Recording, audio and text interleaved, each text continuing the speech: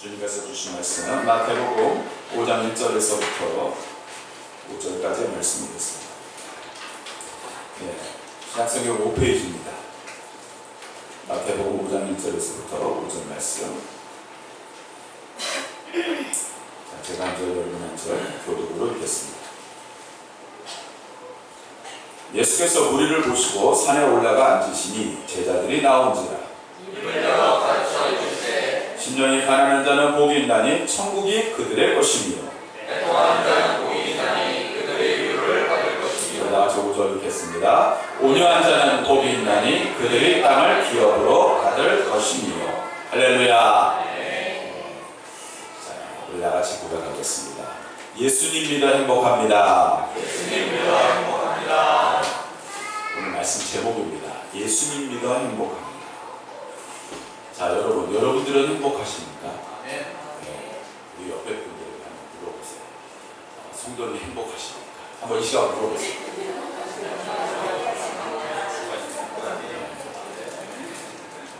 어떤 분들은 자신 있게 아멘 하시는 분들이 계시고, 어떤 분들은 주저하시는 분들도 계신 것 같습니다. 제가 이걸 그대로 목사님들 상대로 제가 물어보는 것입니다. 예수님 믿어서 목회하시니 행복하십니까? 그랬는데요, 지금보다도 아멘이 적게 나오더라고요. 목사님들조차도 목회하는 게 행복하신 분들도 계시죠. 아멘 하시는 분들도 계세요. 그런데 그렇지 않은 분들도 있으십니다. 좀 충격받았어요. 목사님이시니까 당연히 목회하시는 게 행복할 것이다. 근데 꼭 그렇지만 않다라는 것입니다. 우리가 행복이라는 것을 그냥 물질의 축복, 건강의 축복, 환경의 축복을 그것을 두고 행복하다 하고 하면요, 그 행복이라는 말은 너무 폭이 좁게 우리가 판단하고 살아가고 있다는 사실이에요. 이것을 가지고 누리고 있다라는 거 행복. 글쎄, 물론 행복할 수도 있지요. 그 시간만큼 행복할 수 있어요. 이번 주에 전화 한 통화를 받았어요. 우리 나영선 목사님께서, 목사님, 금요일날 복사기가 갑니다 하고 전화가 왔어요. 그래서 아니, 복사기 있는데 생각해보니까 아니요, 그 복사기가 아니라 예전에 목사님하고 얘기했던, 여러분이 있잖아요, 이렇게 그 복사 전문점에서 쓰는 복사기. 그 복사기를 예전에 우리 나영선 집사님하고 한참 얘기하다가 그 얘기가 나왔어요. 금요일날 온다는 거예요. 그 얘기 듣고, 아니, 돈도 없는데, 우리 집사님 계시지만 그냥 좀 얘기할게요. 좀 이해해 주시기 바랍니다. 돈도 없는데, 무이자 장기로 샀습니다. 장기형으로 샀습니다. 그러시더라고요. 그런데 금요일날 그분이 전화가 와서 못 온다는 거예요. 너무 바쁘고 어쩌고. 그래서 토요일 아침 왔는데, 봤더니요, 이제 이따 예배 끝나고 보시겠지만 어마어마하게 커요.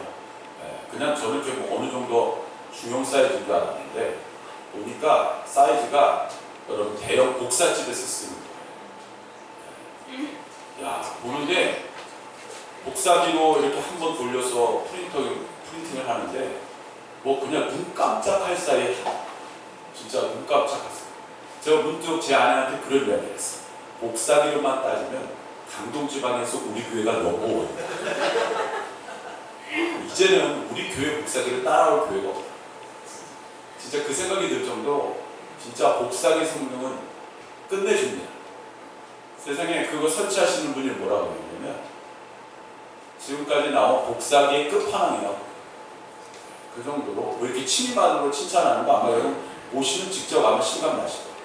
그 정도로 모든 기능은 기본적으로 다 되고, 정말 속도며 모든 거는 진짜 압도하는 그런 성능이에요. 정말 그것을 하고 받아보는 순간 정말 행복했어요. 저도 그 순간에 잠깐 행복했어요. 근데요, 아침에 딱 눈을 뜨고서 이제 주일날이죠. 이 목사가 되면 주일날 행복해야 돼요. 근데 문득 걱정이 되는 거예요. 오늘 성도님들 중에서 또 어떨까? 아니, 우리 동네는요, 서울이 아니라서 그런지 날씨가 흐려요. 비가 주룩주룩 조금씩 내리는 것 같아요. 그러니까 성도님들이 어떨까? 아니 목사가 이런 마음을 가지면 안 돼요. 걱정이 생기는 거예요. 근심이 생기는 거예요. 그런데 아까 찬양하면서 하나님 앞으로 나아갈 때 내 마음속에 있는 근심과 걱정이 사라지기 시작했어요. 예수님을 만나면, 예수님과 함께하면 내 마음의 근심과 걱정도 사라지게 되는 줄 믿습니다. 왜 그럴까요? 왜 근심과 걱정이 사라질까요? 우리는요, 무의식적으로 이 예배 시간을 뭐 하는 겁니다? 예수님을 만나는 시간. 예수님을 만나면 어떻게 될까요? 나도 모르게 내 안에 있는 근심과 걱정을 다 주님께 맡겨지고 있는 시간입니다. 이 시간은 나의 근심이 아니라 주님께 내 모든 걱정과 근심을 맡기는 시간이에요. 그리고 걱정과 근심을 훌훌 털어버리고 돌아가는 시간이에요. 하나님을 믿고 안 믿고의 차이는 여러분 뭐예요? 내 삶에 예배를 드리는 사람과 예배를 드리지 않는 사람의 정말 차이가 많이 난다는 것을 보게 돼요. 세상 사람들은요, 예배가 없기 때문에 세상에 있는 그러한 즐거움을 따라서 내 안에 있는 근심과 걱정을 다 해결하려고 해요. 때로는 술도 마셔보고, 때로는 캠핑도 가보고, 때로는 다른 여러 가지 방법을 통해서 다른 육체적인 어떤 쾌락, 그것을 찾아봐서 어떻게든 그것을 풀어보려고 해요. 그런데 그것도 잠시뿐이죠. 예수님을 믿고 예수님과 동행하고 예수님이 늘 우리 가운데 거하시는 우리의 삶의 문제는 더 이상 나의 것이 아니요 주님께 맡겨진 삶, 주님이 우리의 주님 되시는 삶을 살아가는 주님의 귀한 자녀로서의 삶을 살게 되는 줄 믿습니다. 그래서 예수님입니다. 예수님입니다. 그래서 주변 분들에게 행복이라는 단어를 이야기할 때 여러분들은 자신 있게 얘기하십시오. 저는 예수님을 믿어서 행복합니다. 그러면 어떻게 될까요? 여러분들 얼굴에 근심과 걱정 또한 이제는 좀 싹 지워버려요. 예수님 오래 믿으신 분들 중에서 보면요, 근심과 걱정이 늘 얼굴에 수심이 늘 가득 차 있는 분들 계세요. 아직 예수님과 함께하지 못하는 이 예배 시간에, 오늘 이 예배 시간에 그 근심과 걱정을 다 떨쳐버리시기를 주님의 이름으로 축원합니다. 예수님 만나고 예수님과 동행하고 예수님이 나의 주님 되시는 삶이야말로 나의 인생의 진정한 행복이요 기쁨이라는 사실이에요. 그게 예수님 믿는 어떤 맛 아니겠어요? 이런 표현을 써도 그렇지만 예수님 믿는 뭔가 뭔가가 있어야 되지 않겠냔 말이에요. 예수님 믿고 뭔가 나에게 느껴지고 뭔가 이렇게 삶에 뭔가가 있어야 되잖아요. 그 가운데 우리는 예수님의 행복함을 누리면서 살아야 하는 사실이에요. 예전에 어떤 과학자가 그 실험을 했답니다. 구멍에다가 구멍이 아니라 이 박스에다가 구멍 2개를 뚫고 그리고 사람들을 갖다가 그 구멍에 눈이 두개 뚫었으니까 눈을 이렇게 딱 들여다보게 한 거예요. 근데 그 안에는 그림이 2개가 있어야 됩니다. 그러니까 오른쪽 왼쪽에다 하나씩 한 그림에는 뭐냐면은 굉장히 힘들고 고통스럽고 그 불행한 그런 우울한 어떤 그런 그림이었고, 그리고 나머지 한 그림은 행복하고 기쁘고 뭔가가 활기찬 그러한 그림을 갖다가 넣어놨대요. 그리고 그것을 한 사람씩 다 보게 한 다음에 그걸 본 사람들에게 물어봤답니다. 자, 여러분 이 통에 있는 그림, 안에 있는 그림을 보셨죠? 이 그림을 보고 무엇을 느끼셨습니까? 그런데 어떤 분은 이렇게 얘기합니다. 저는요, 그 그림을 보는 순간 너무 행복함을 느꼈어요. 그리고 그 그림에 있는, 오른쪽에 있는 그 그림이 너무나 나하고 너무 비슷해요. 너무 행복해요. 너무 기뻤어요. 이렇게 이야기하시는 분이 있고, 한편으로 어떤 분은요, 그 그림을 보고 나서 왜 이렇게 그 그림이 왜 나하고 처지가 비슷한지 모르겠어요. 왜 나처럼 이렇게 늘 우울하고 괴롭고 늘 고통스럽고 늘 짜증나고 늘 불안하고 늘 걱정스러운 그런 그림, 그게 제일 먼저 눈에 들어오죠. 이렇게 이야기하시는 거예요.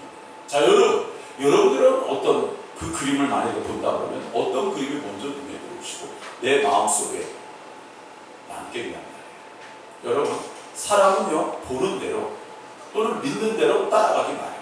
예전에 여러분 설교를 제가 여러분들에게 이런 제목을 가지고 설교를 한 적이 있었죠.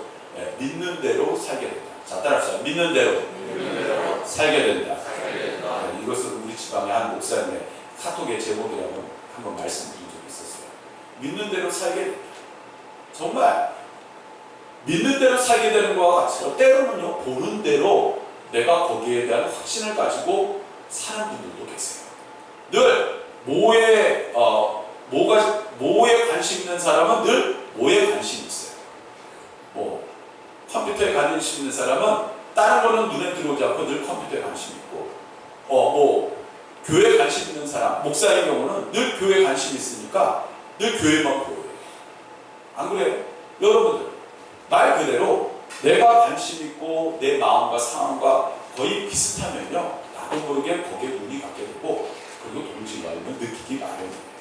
여러분, 오늘 주님께서 행복의 근원이 되십니다. 자, 따라서 행복의 근원이신 예수님. 예수님은요, 행복의 근원이신 예수님이세요. 행복의 근원이신 예수님은요, 오늘도 여러분들에게 말씀하시고 계세요. 나를 따르라. 그리고 얘야, 나를 따르는 사람들은 늘 내가 너와 함께 하기 때문에 늘 행복할 수 있다 라고 말씀하고 계세요. 자, 행복은 멀리 있는 것이 아니죠. 우리가 잘 아는 파랑새 이야기처럼 행복은 멀리 있는 것이 아니에요. 늘 가까운 곳에 있는, 너무 멀리서 찾지 마세요. 너무 미래에서 찾지 마세요. 오늘 이 시간에 여러분들의 마음과 삶을 행복하게 하시는 예수님이 오늘도 말씀하시고, 그리고 여러분들의 영과 삶을 새롭게 하여 주실 줄 믿습니다. 오늘 말씀에 보면 예수님께서 우리들이 잘 아는 말씀이죠. 산상설교, 산에서 제자들에게 말씀하신 내용이에요. 우리들이 잘 아는 말씀입니다. 말씀을 전하시고 계셨어요. 그리고 그 말씀을 듣고 제자들이 너무나 많은 그러한 깨달음을 얻게 되었어요. 즉, 인생의 답을 찾게 되었다는 거예요. 저 말씀을 듣고 내 삶의 숙제가 풀린 겁니다. 내 삶에 막혀져 있던 그런 꽉 막혀져 있던 것이 그냥 다 뻥 뚫려버린 거예요. 하나님의 말씀은요, 늘 우리의 영과 삶을 새롭게 하고, 그리고 하나님께서 힘과 능력으로 다시 한번 살아갈 수 있는 소망으로 우리를 이끌어 주신다는 거예요. 구약에 수많은 선지자들이 하나님의 말씀을 전하고, 또한 하나님께서 그들을 통해서 때로는 좋지 않은 그런 훈계의 말씀, 즉 그들의 입장이죠. 그러니까 어떻게 보면 잔소리, 뭐 이런 표현까지 써서 그럴지 모르지만 하도 듣다 보면 잔소리처럼 들리잖아요. 그런데 그 이유가 뭘까요? 너희들에게 불행을 주려고 하는 것이 아니에요. 뭐예요? 너희들에게 행복을 주려고 하는 거예요. 너희들에게 기쁨을 주려고 하기 때문에 예수님께서 말씀하십니다.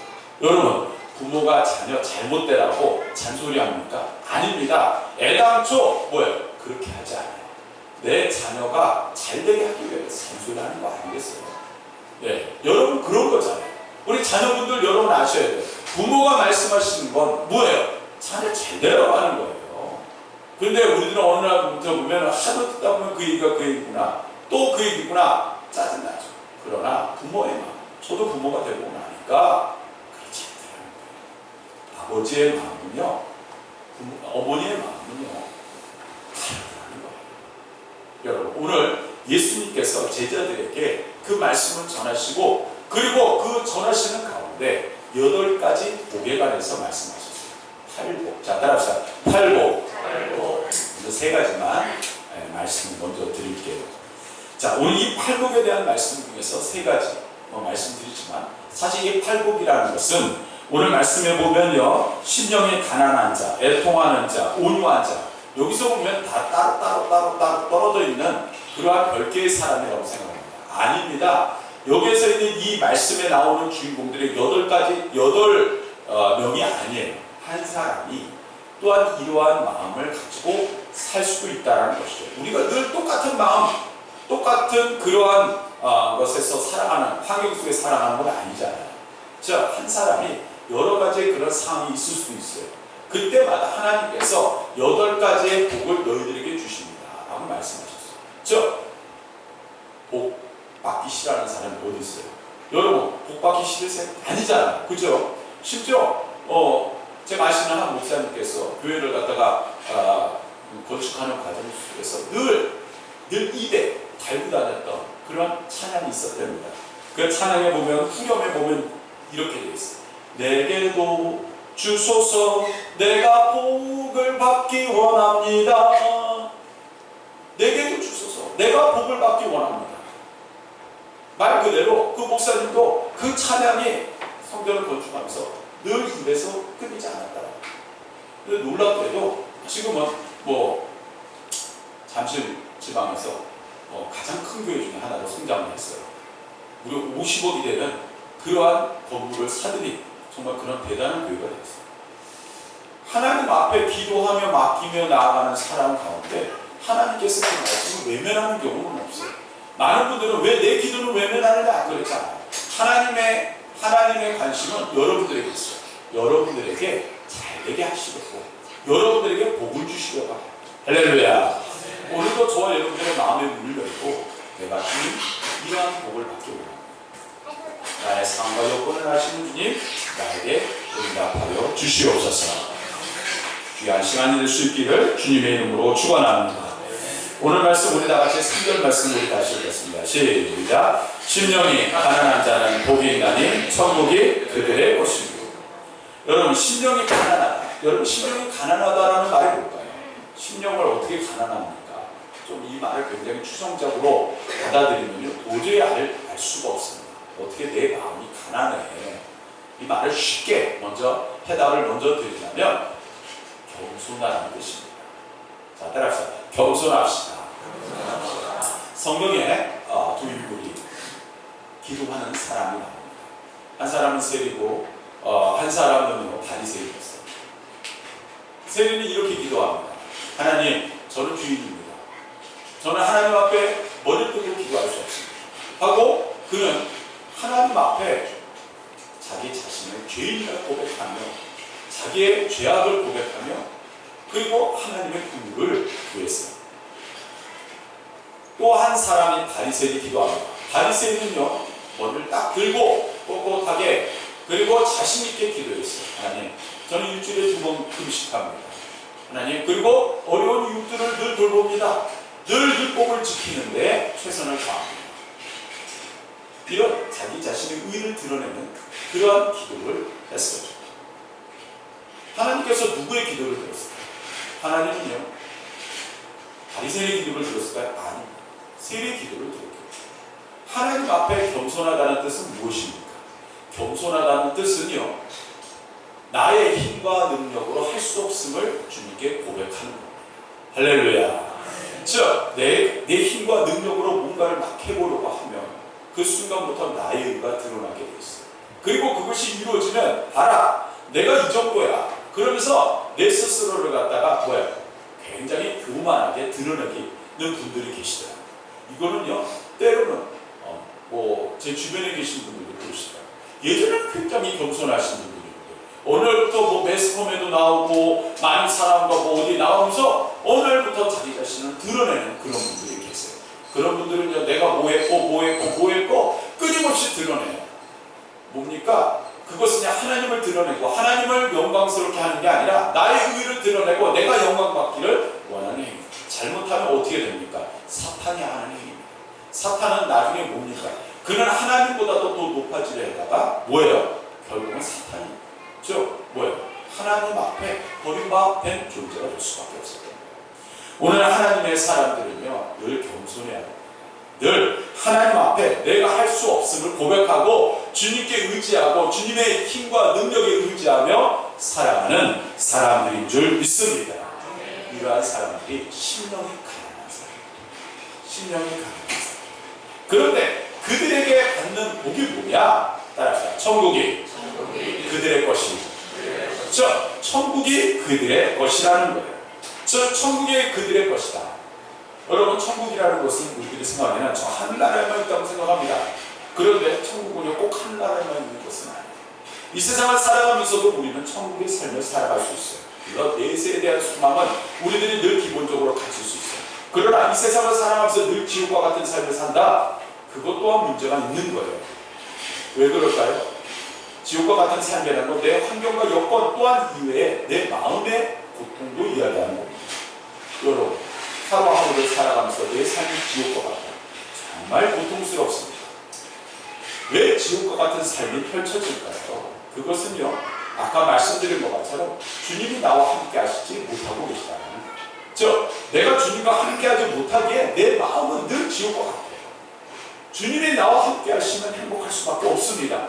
왜요? 주님이 나의 주인이 되시고 주님이 나의 문제 해결자가 되시는데 왜 힘듭니까? 왜 고통스럽습니까? 나의 고통과 그 모든 것은 주님께 다 맡겨지는 그 시간마다 주님 이제 아시지요? 주님 아시지요? 이 문제는 주님의 것입니다. 해결되어질 줄 믿습니다. 할렐루야.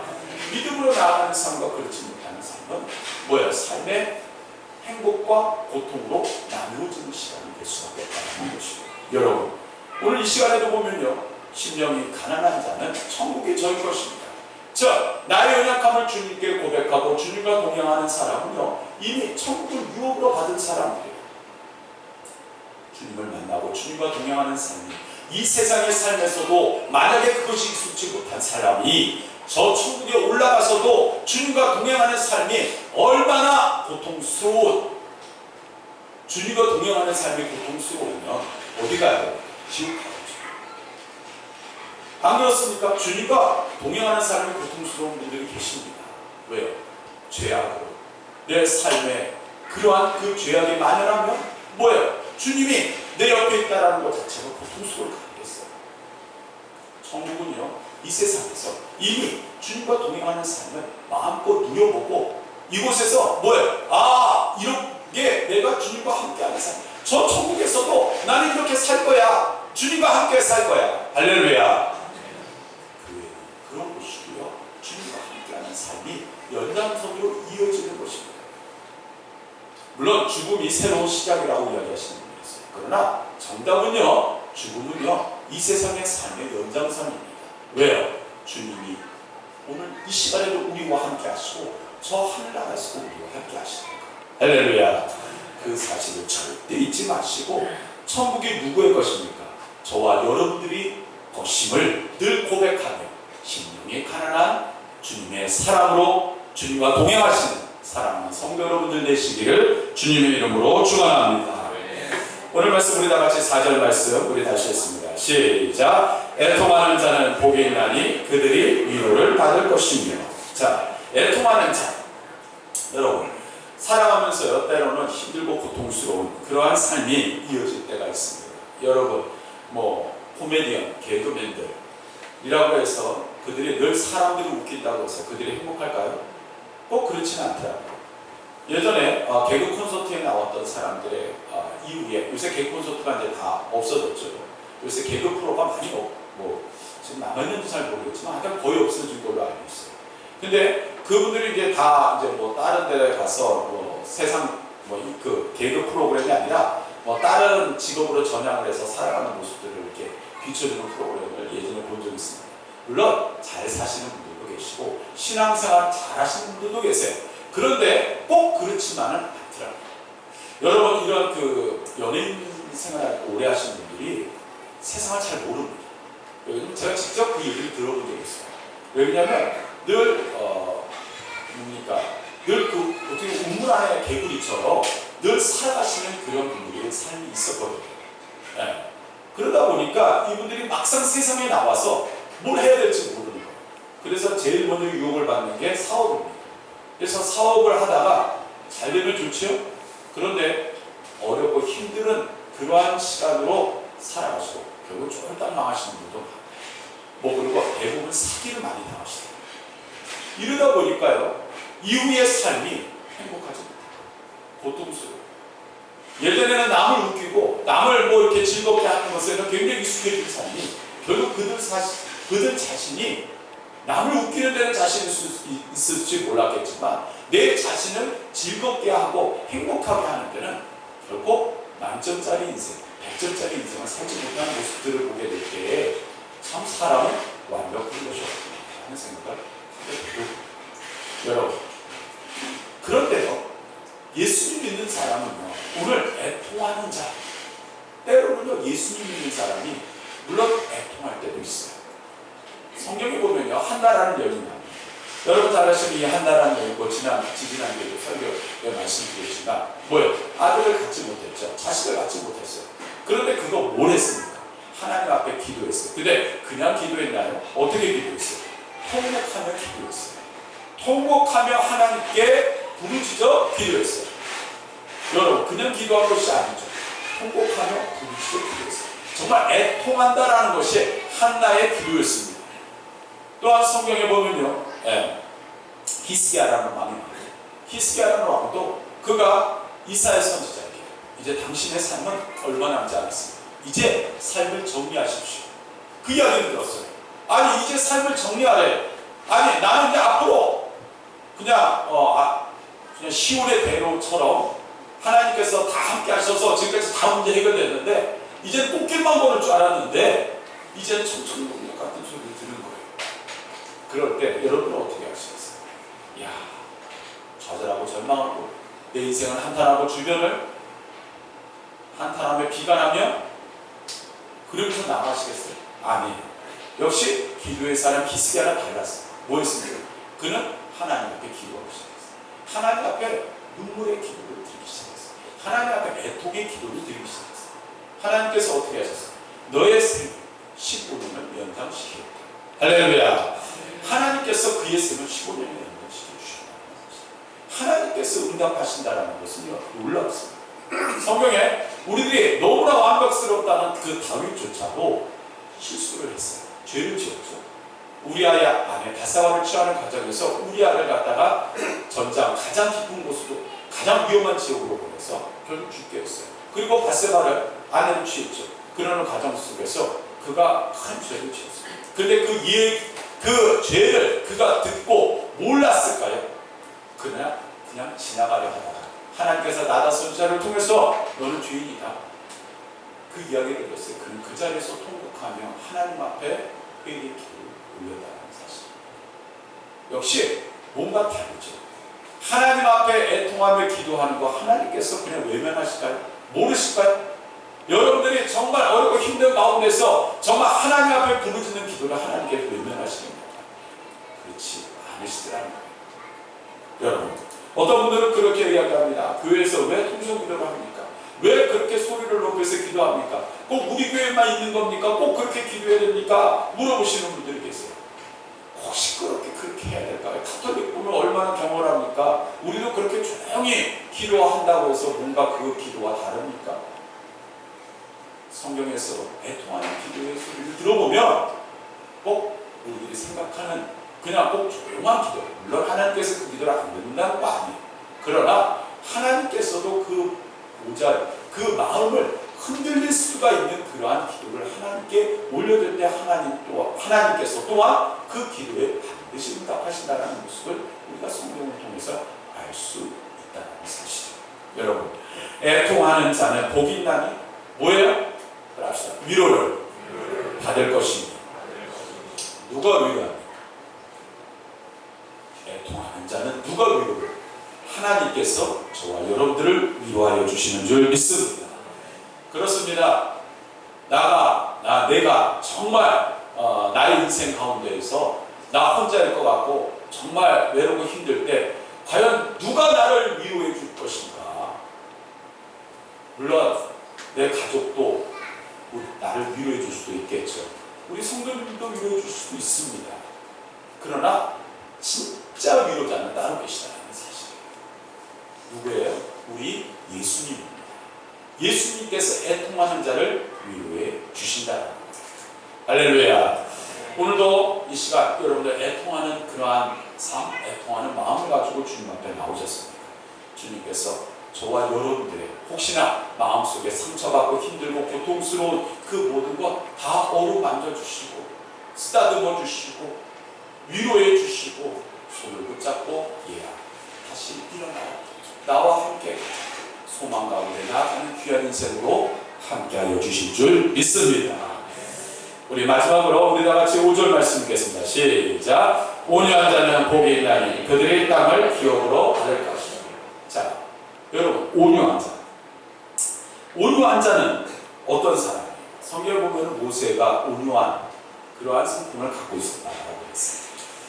우리에게 온유한 자가 이 세상에 모든 것을 갖다가 취하고 나감에 있어서 온유한 자, 별 사람들과 그런 다툼이 없는 자, 뭐 그러한 사람들, 보통 온유라는 생각을 하면 그런 생각을 하게 되죠. 예, 좀 문제가 없이, 좀 이렇게 싸움 없이, 좀 그냥 아무 문제 없이 그냥 좋은 게 그런 거지, 뭐 이렇게 살아가는 사람. 요새 사람들, 그런 사람들 보면요, 뭐라고 얘기합니까? 야, 자기 밥그릇 하나 제대로 못 챙기는 사람, 참 미련하고 어리석은 사람, 이렇게 얘기합니다. 온유한 사람 하면요, 좀 뭔가, 아니, 내 거는 좀 잘 챙길 줄 알아야지. 왜 그렇게, 이 시대에 그렇게 여우같이 못 살아? 이런 분들이 계세요. 물론, 바르게 똑바르게 잘 살아야 되겠죠. 그러나 보면요, 세상 사람들은 굉장히 그런 것을 강조해요. 근데, 만약에 그러한 인생만 쫙 많이 펼쳐지면요, 이 세상은 각박할 것 같아요. 때로는 나 혼자 바보가 될 수도 있어요. 때로는요, 내가 남들에게 좀 모자라 보일 수도 있습니다. 내가 남들보다 부족해 보일 수도 있어요.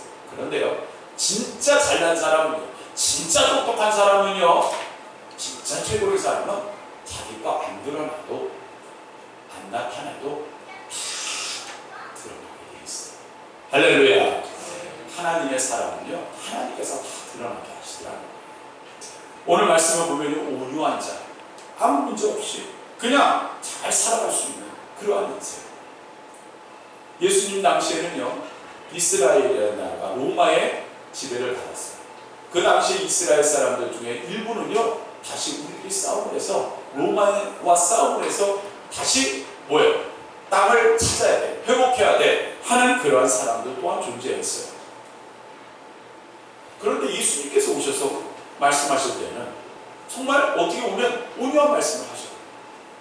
그리고 기대했어요. 예수님이 구테타를 일으켜서 로마를 다 물러나게 하고 전 세계를 지배하는 이스라엘 왕이 되셨으면 좋겠다. 그런데 그들의 기대와 달리 예수님께서는 십자가에 돌아가셨어요. 얼마나 실망이 컸을까요? 뭔가 싸워보지도 못하고 예수님께서 허무하게 십자가에 돌아가셨어요. 그 당시에 많은 사람들은 충격이었을 겁니다. 사실. 그런데 여러분 그걸 아세요? 온유한 자는 뭐예요? 그들이 땅을 기업으로 받을 것이에요. 성경을 보면 아브라함이라는 인물이 나오죠. 아브라함이 그가 그의 조카 롯과 함께 약속의 땅 가나안으로 들어갔어요. 그런데 어느 날 보니까 그들의 종들이 싸우기 시작하는 거죠. 그러니까 아무래도 이제는 따로 살아야 될 거예요. 그런데 그 상황 가운데에서 아브라함은 자기의 욕심을 드러내지 않았어요. 먼저 그의 조카 롯에게 우선권을 줬어요. 그리고 조카 롯이 좋은 땅을 자기가 유업으로 얻고 갖겠다 했을 때도 그냥 좋게 가고 자기는 다시 광야로 돌아갔어요. 광야로 돌아갔어요.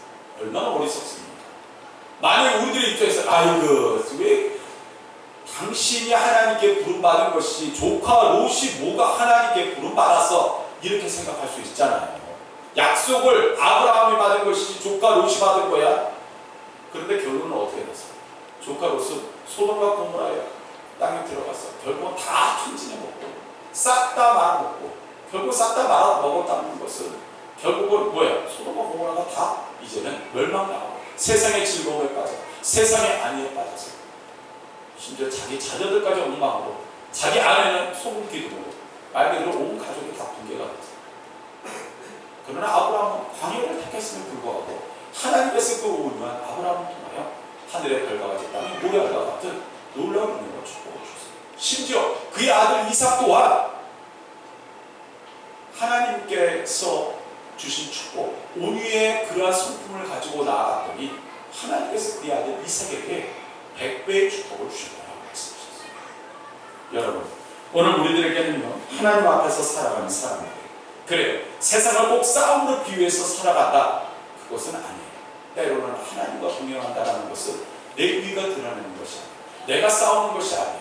주님이 싸우시고 주님이 앞장서시고 주님이 문제 해결자시고 주님이 우리의 소망이시고 우리의 기쁨이시고 우리가 주님 전에 도달할 수 있는 저 천국으로 나아가는 주님께서 원하시는 삶을 살아가는 주님의 백성들인 줄 믿습니다. 옛날 하박국 선지자가 답답했어요. 하나님 너무하시잖아요. 이 상황과 여건 어떻게 이렇게 정말 말도 안 되게 만들어 놓으셨어요. 그런데 그가 의인은 믿음으로 말미암아 살리라 라는 말씀을 듣고 은혜가 끝났어요. 하박국서의 마지막에는 이렇게 고백하지.